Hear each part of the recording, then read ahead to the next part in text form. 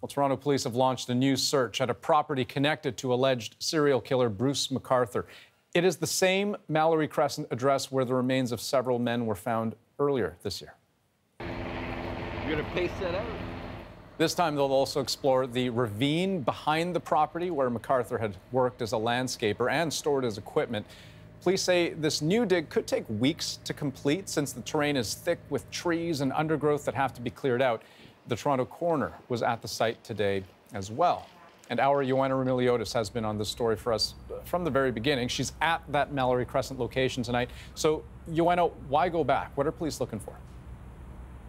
Well, Andrew, they're looking for more human remains. They might belong to the human remains that have already been identified that were found in those planters that you referred to, because those remains were not complete sets. And there's one of the 8 men McArthur is accused of killing. His remains have not been identified yet, so maybe they'll find his remains. Or they may find the remains of victims we haven't even heard of yet.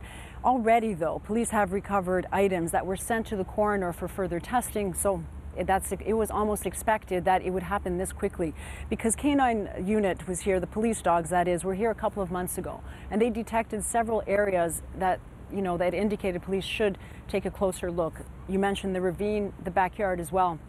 And the ravine is where police spent most of their day today. And in a way, being here, coming back here, is coming back to ground zero. This is where the investigation was centered in the wintertime. They waited for the ground to thaw, and then they looked at about 100 other properties, all clients of McArthur's landscaping business, and found nothing significant. They even dug up at some properties and found nothing of significance. Coming back here, the expectation is they will find more evidence, and that's why, given the terrain and given the fact that the police dogs detected so many potential spots, that they expect to be here for several weeks.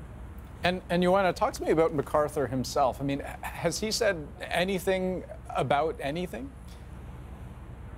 There's no indication that McArthur is cooperating with police, and I think the fact that this investigation has been so exhaustive and so long speaks to that. The fact that police spent months, unprecedented amount of time in his apartment gathering evidence, the fact that they went through this long client list, the fact that they're back here now twice, suggests that McArthur is not giving them any clues as to where they should look, and that's why they're focusing their time being as thorough as possible.